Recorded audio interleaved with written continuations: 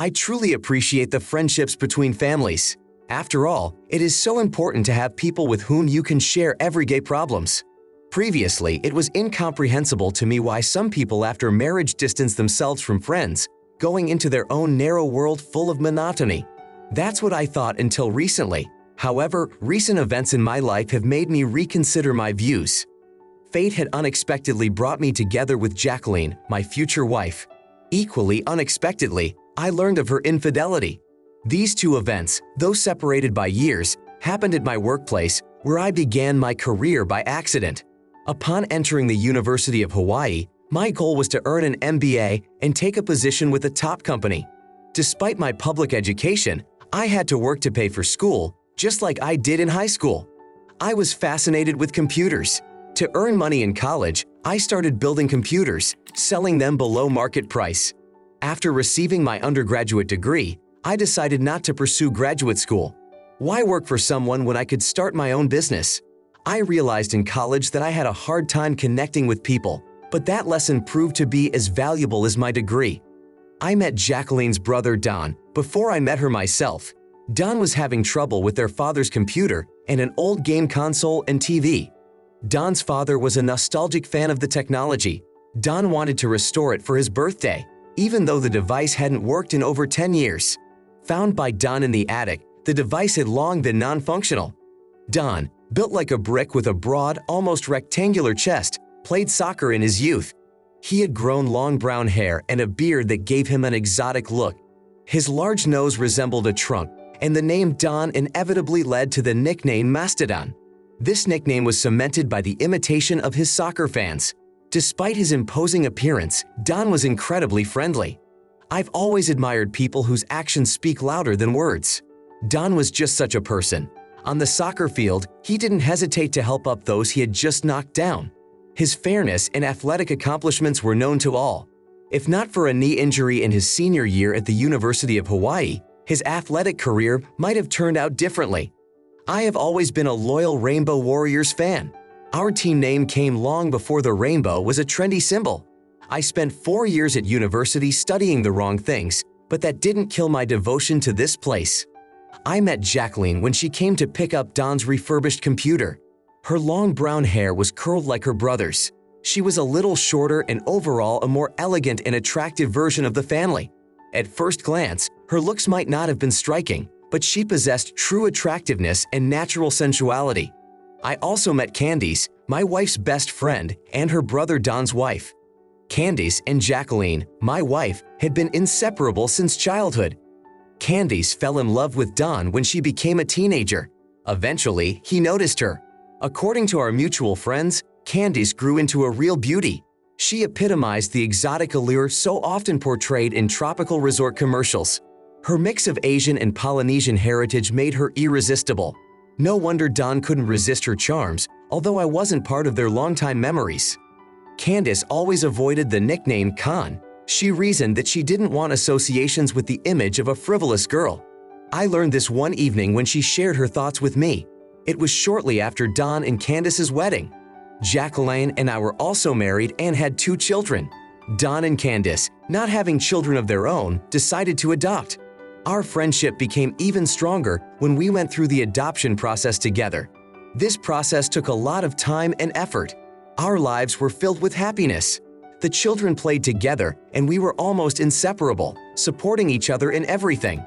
My career in repairing and assembling computers and restoring old arcade machines and home game systems allowed Jacqueline to not work and devote herself to her family. It was a time when we all felt part of something bigger, living in harmony and supporting each other. That all changed when our children grew up and started school. Jacqueline expressed her desire to work part-time. I fully supported that decision. I didn't want her to be bored at home. So Jacqueline found a job at a call center for a credit card company. The job only took 4 hours a day. It made it easy for her to drive the kids to school and pick them up after school.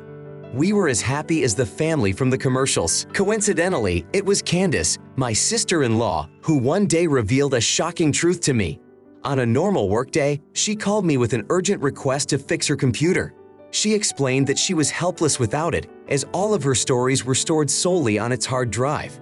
After a short lecture on the importance of backing up data, I got to work. I soon discovered the cause of the malfunction: unwanted software downloaded by Candace. Curiosity got the best of me, and I came across a picture Jacqueline had sent me. It showed her boss, Hunter Sampson, sleeveless with the caption, "Jacqueline, look at this beauty." He sent the picture to show off his muscles, and then Jacqueline shared it with her best friend Candace. Wasting no time, Candace decided to get the details from Jacqueline. Jacqueline tried to dodge the question by calling the situation harmless and saying that it was just a picture of their boss surfing. However, Candace was adamant, noting that Jacqueline was on the verge of stepping out of line. Later, I talked to my wife. Jacqueline backed down in the face of my insistence.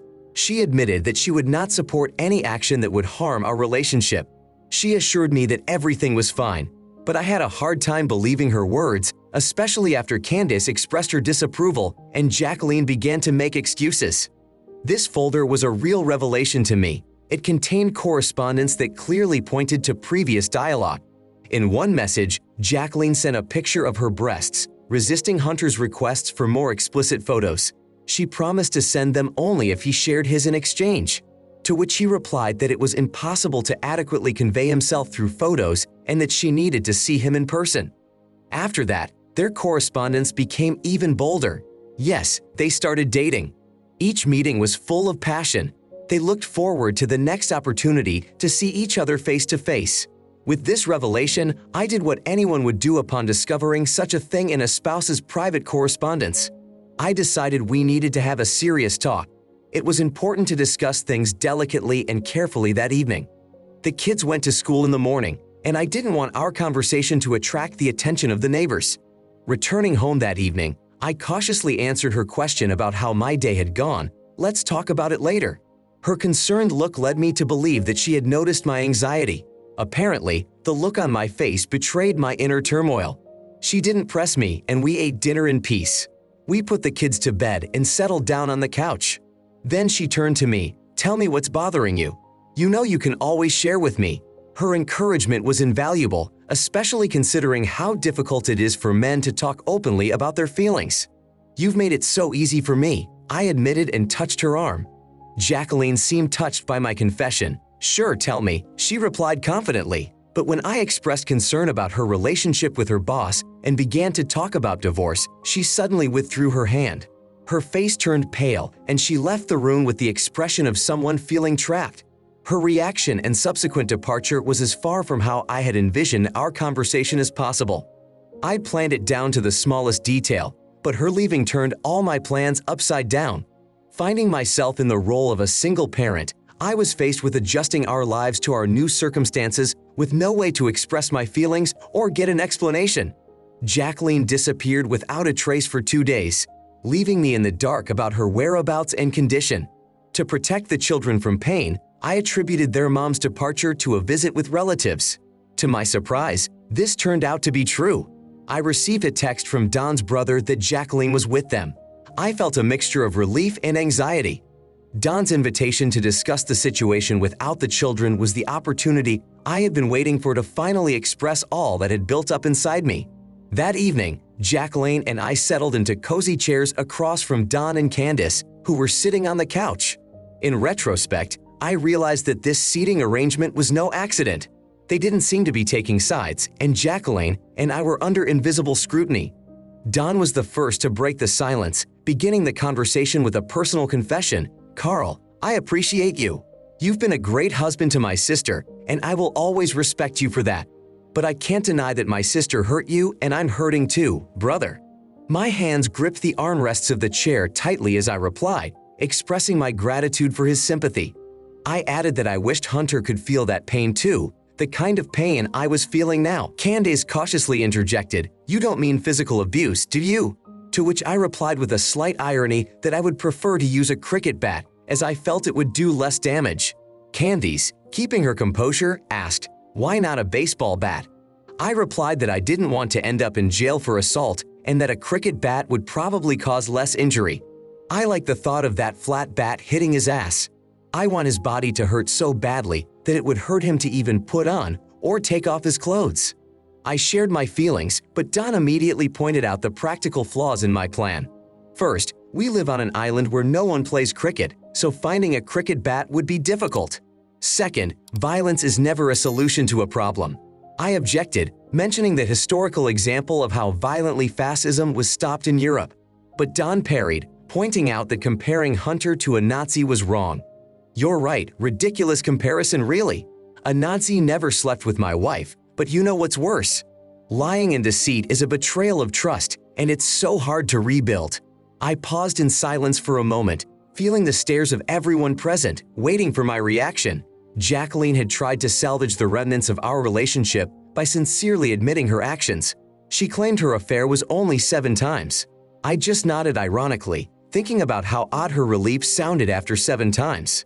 Don, trying to avoid specifics, reminded us that it wasn't the number of times that mattered, but Jacqueline's desire to make things right and her sincere remorse. Candice rhetorically backed him up by questioning my ego, to which I didn't hesitate to confirm that yes, it was a matter of my ego. Don tried to get me to talk about forgiveness as a gift and an opportunity to overcome my ego for the sake of true love. The discussion turned to hypothetical situations about the possibility of forgiving cheating. With a dose of sarcasm, I suggested that Jacqueline meet someone else if it would help us get back together. In turn, she frankly admitted that her actions were not related to her feelings for me, but were due to personal insecurity and a desire to feel wanted.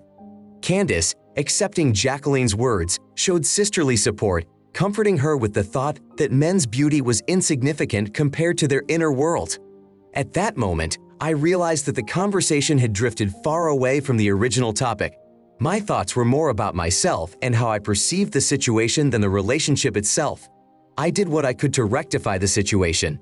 Turning to Candice, I said, "You know, Candice, you value the friendship of a best friend, and you consider me a good friend. If I betrayed you, could you help me repair our relationship?" Suddenly, Candice was distracted from her emotional tension and said, "Look, she's lived her life. What she did has nothing to do with you. She led a double life." I objected, saying that sounded absurd. "I realize it's hard for men to understand," Candice continued, "but a lot of women are capable of doing things like that." I turned to Don. "If Candice cheated on you for 3 months, would you forgive her?" Don looked at me irritably and said, "That's an absurd question. Candice is not the kind of person who would betray and jeopardize our marriage." Jacqueline, with tears in her eyes, realized the reality of my words. Don recognized that temptation could touch anyone, including Candice. She always resists temptation. "But I would forgive her if she succumbed," he said, adding that his love for Candice was paramount.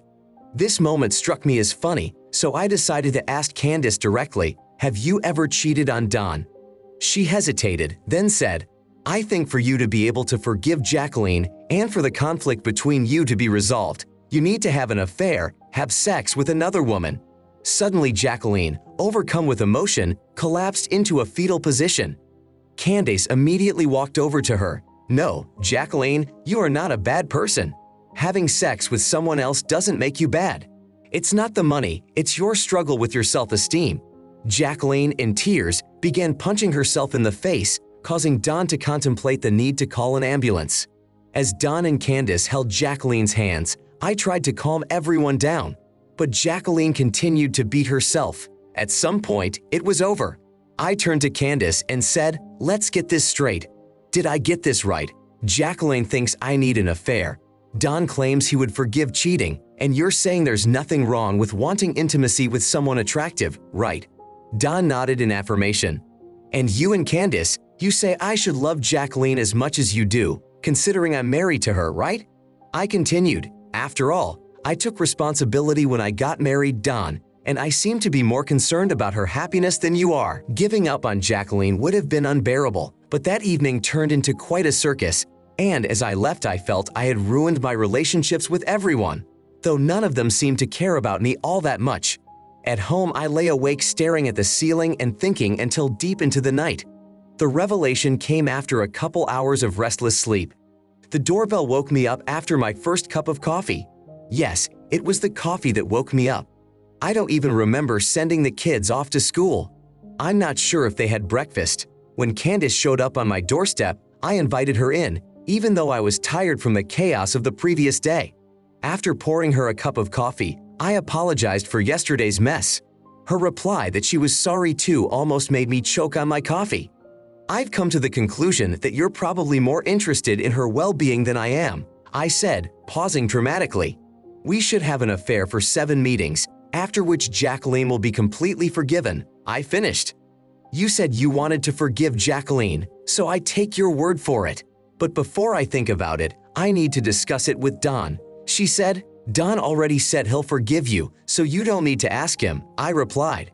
And it might ruin everything I've said. Jacqueline never told me about it. I found out on my own. If you want to tell him when it's over, but not before, it has to be as low as what Jacqueline did, I said. How can I see Don every day and keep it a secret? She asked. Why not? I asked. Just find someone else, she suggested. I'm pretty sure I won't find anyone who attracts me that much. I might have to hire an escort, but that's not something that would work in this case. You have a vested interest and a great body, so you're my choice, I said. She said she would have to think about it. I said that usually meant no. 2 days later, Candace came to my house in a rage, not even knocking, just barging in. I can't take it anymore, she said. She's taking Don away, and I'm going crazy. She's ruining my marriage. This idiot spends all day with her and supports her. I understand it all, but it's too much. I could have made some sarcastic remark, but I didn't. I had a valid argument, but Candace accepted all of my terms unconditionally. Her only demand was that I sincerely forgive Jacqueline if she honored her commitment. After a short pause, I heard her full agreement. I'm only doing this because you're my best friend, I thought, though not without some displeasure, realizing that her agreement was really important to me. We began to discuss the details of our plan. It was clear that an immediate reconciliation with Jacqueline would arouse suspicion. How will we convince Jacqueline and Don that you are accepting Jacqueline again? She wondered. I already had an answer. To offer Jacqueline a bridge of peace, I'll call her during my lunch break, I said. Jacqueline, you need to let HR know about your relationship with Hunter, I told her. I understand, but I can't claim it was sexual harassment. I won't lie, she replied. And you won't have to do that, I reassured her. I'm not asking you to do anything unethical that would go against your principles. I found a clause in the employee handbook that prohibited romantic relationships between a supervisor and subordinate as a measure against sexual harassment. You really work for a great company. Just report the relationship, I told her. Turns out Hunter was married to a very wealthy woman and had a prenuptial agreement that was like a gift from fate. When your opponent puts himself in a vulnerable position, all you have to do is push the circumstances in the right direction. Hunter was facing serious problems, and after Jacqueline took my advice, he was never seen in Hawaii again. Greeting Jacqueline on the doorstep, I enveloped her in tenderness. Hugs and kisses filled the evening with passion, as if trying to rekindle our former feelings despite the terms of our reunion and my doubts. Jacqueline and I felt as one again, as if nothing had changed. But deep down, I knew that the barrier between us had not disappeared, and only Candace's decision could break down that invisible wall. Jacqueline understood this perfectly, confirming my worries about the insurmountable barrier between us. At the same time, as I prepared for our first meeting with Candace, I was determined to make it unforgettable.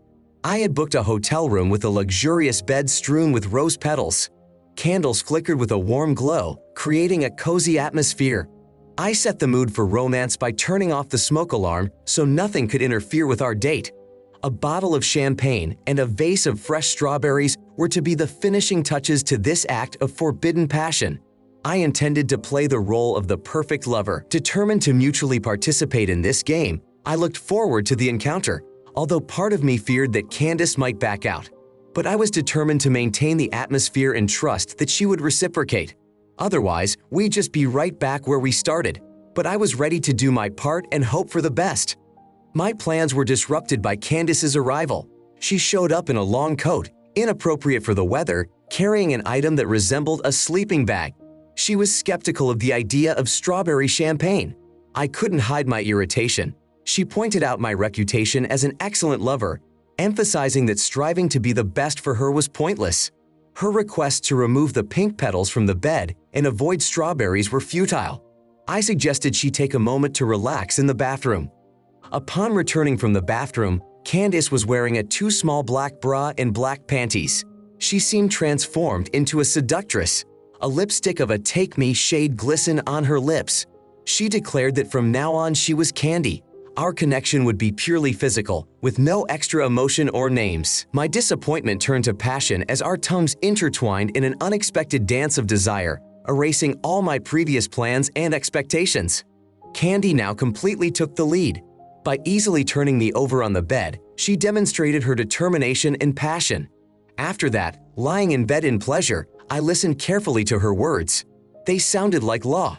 Sex with me will not be just sweet and uncompromising intimacy.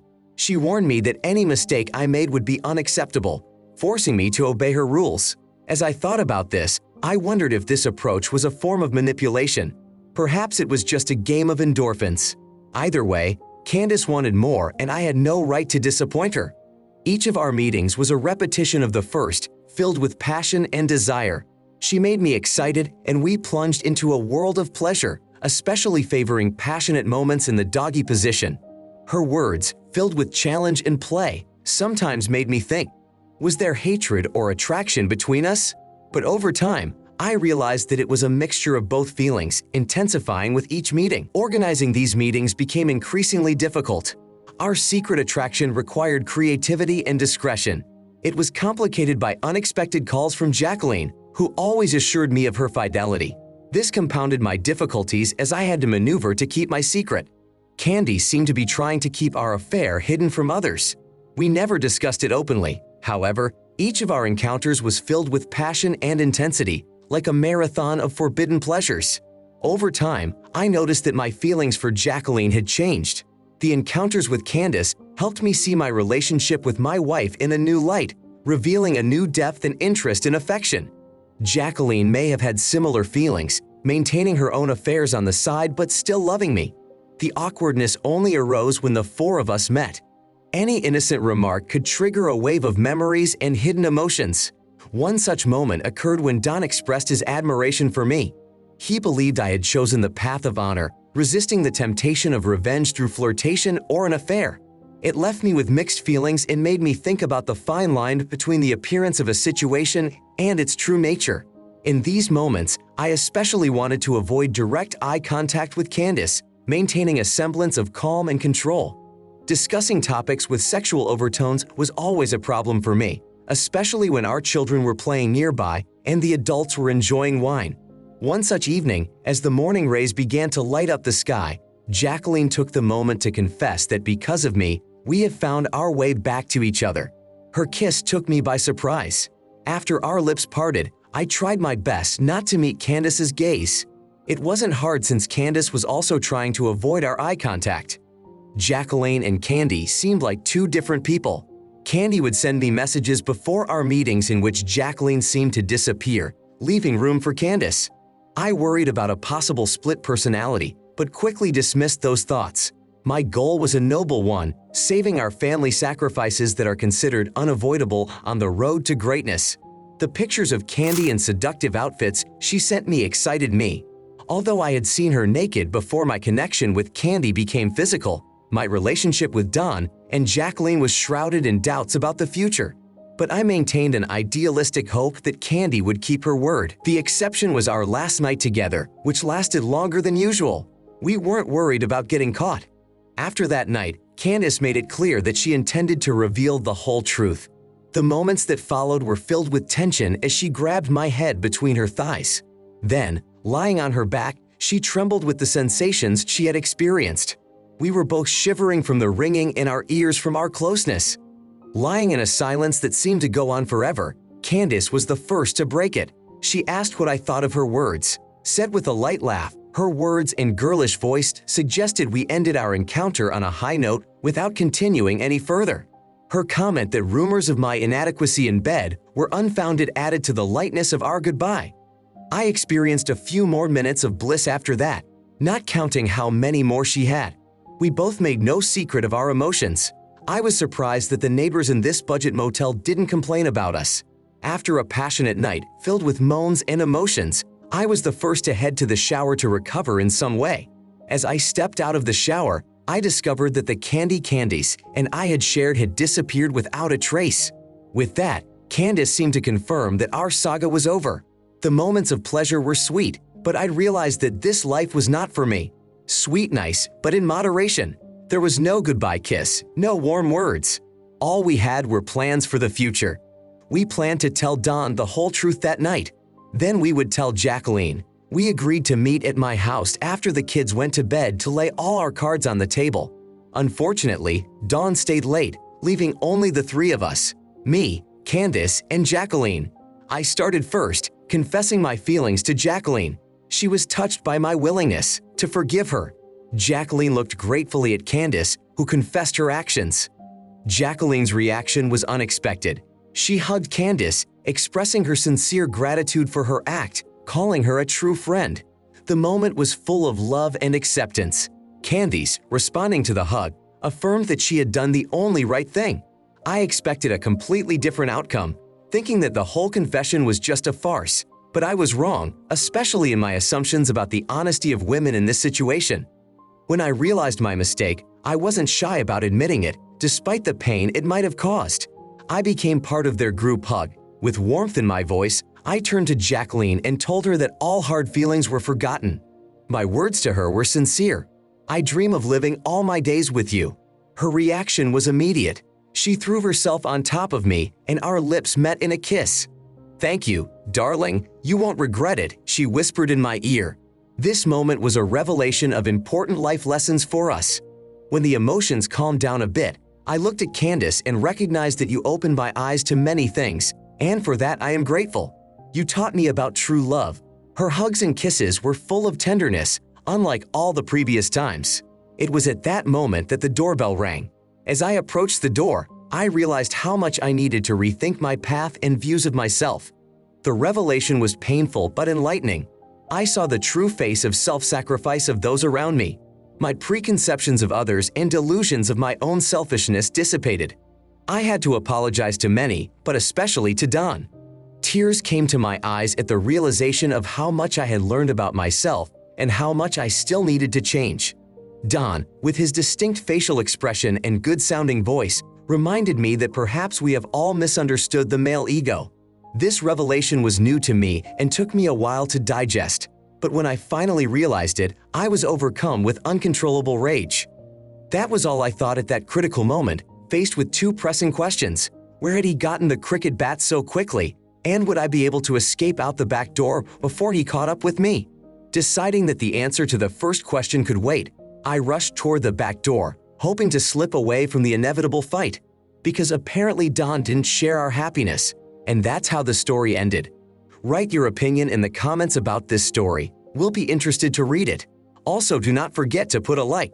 Subscribe to our channel not to miss new, no less interesting and exciting stories. Good luck! Thank you so much for watching my video and your time.